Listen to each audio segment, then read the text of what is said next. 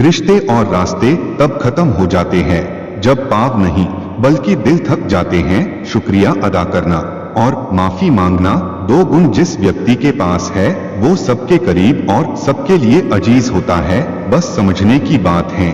नमस्कार मित्रों, स्वागत है आप सभी का अपने इस YouTube channel M for means में। मित्रों, आज हम इस वीडियो में देखेंगे कि अच्छे लोगों के साथ हमेशा बुरा क्यों होता है तथा बुरे लोग ही खुश क्यों दिखाई देते हैं। क्या कर्मों का इस बात से कोई लेना देना है?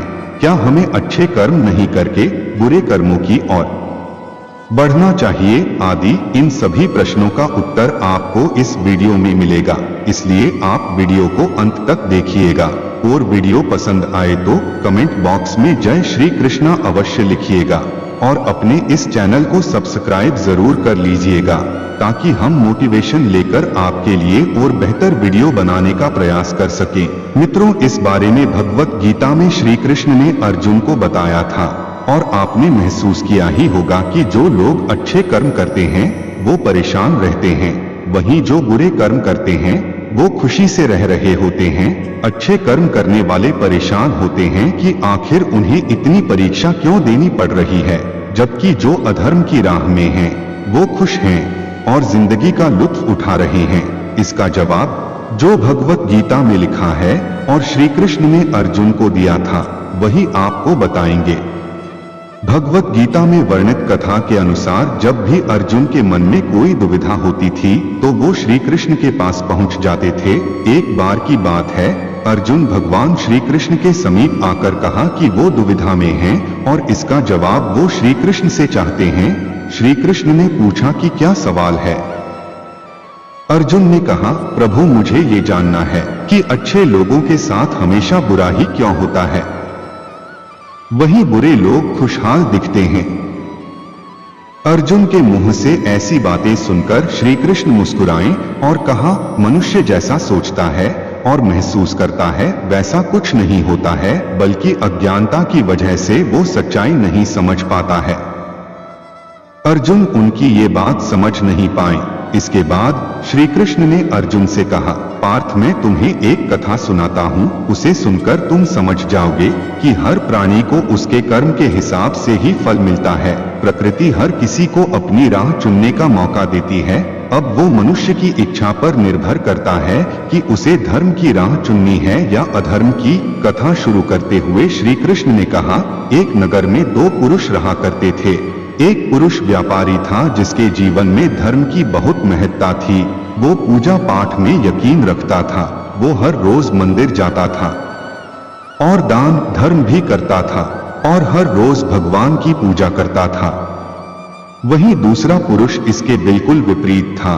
वो हर रोज मंदिर तो जाता था लेकिन पूजा करने नहीं, बल्कि मंदिर के बाहर से जूते चप्पल चुराने। उसे दान और धर्म से कोई लेना देना नहीं था। समय बीतता गया और एक दिन बहुत जोर की बारिश हो रही थी। इस वजह से मंदिर में पुजारी के अलावा कोई नहीं था। ये बात जब दूसरे पुरुष को पता चली तो उसने सोचा कि ये सही मौका है मंदिर का धन चुराने का। पंडित से नजर बचाकर उसने मंदिर का सारा धन चुरा लिया। उसी समय धर्म कर्म में विश्वास रखने वाला व्यक्ति भी मंदिर पहुंचा। दुर्भाग्य से मंदिर के पुजारी ने उसे ही चोर समझ लिया और चिल्लाने लगे। शोर सुनकर वहां लोग एकत्र हो गए और उसे बहुत मारा। किसी तरह वो बचते बचाते वहां से निकला तो दुर्भाग्य ने उसका साथ वहां भी नहीं छोड़ा। मंदिर के बाहर वो एक गाड़ी से टकरा गया और घायल हो गया। फिर वो व्यापारी लंगड़ाते हुए घर जाने लगा तो रास्ते में उसकी मुलाकात उस पुरुष से हुई जिसने मंदिर से धन चुराया था। उसने कहा, आज तो मेरी किस्मत चमक गई, एक साथ इतना सारा धन मिल गया। ये सब देखकर उसे बहुत बुरा लगा और उसने अपने घर से भगवान की सारी तस्वीरें निकाल दी। मित्रों, कुछ सालों बाद दोनों ही पुरुषों की मृत्यु हो गई। मरने के बाद जब दोनों यमराज की सभा में पहुंचे और भले पुरुष ने दूसरे व्यक्ति को देखा तो उसे बहुत गुस्सा आया। उसने क्रोधित होकर यमराज से पूछ ही लिया कि मैं तो हमेशा अच्छे कर्म करता था, दान में विश्वास रखता था, उसके बदले जीवन भर मुझे अपमान और दर्द ही मिला और इस व्यक्ति को नोटों से भरी पोटली, आखिर ऐसा भेदभाव क्यों? इस पर यमराज ने कहा, पुत्र तुम गलत समझ रहे हो। अब सुनो, जिस दिन तुम्हारी गाड़ी से टक्कर हुई थी वो दिन तुम्हारे जीवन का आखिरी दिन था, परंतु तुम्हारे अच्छे कर्मों की वजह से तुम्हारी मौत सिर्फ एक छोटी सी चोट में बदल गई। और तुम इस दुष्ट व्यक्ति के बारे में जानना चाहते हो। दरअसल इसके भाग्य में राजयोग था, मगर इसके कुकर्मों और अधर्म की वजह से वो सिर्फ एक छोटी सी धन की पोटली में बदल गया। कथा सुनाने के बाद श्री कृष्ण अर्जुन से कहते हैं, पार्थ क्या अब तुम्हें तुम्हारे सवाल का जवाब मिल गया? ऐसा सोचना कि भगवान तुम्हारे कर्मों को नजरअंदाज कर रहे हैं, ये बिल्कुल भी सत्य नहीं है। भगवान हमें कब क्या किस रूप में दे रहा है मनुष्य को समझ में नहीं आता है, मगर आप अच्छे कर्म करते रहें तो भगवान की कृपा हमेशा बनी रहती है।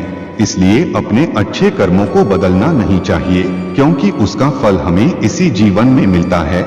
इसलिए मनुष्य का फर्ज है कि वो हमेशा अच्छे कर्म करते रहें, क्योंकि श्री कृष्ण ने गीता में भी बताया है कि किसी के द्वारा किया गया कर्म बेकार नहीं जाता है, चाहे वो अच्छा हो या बुरा। मित्रों, आशा करता हूँ कि आज का वीडियो आप सभी को अवश्य ही पसंद आया होगा।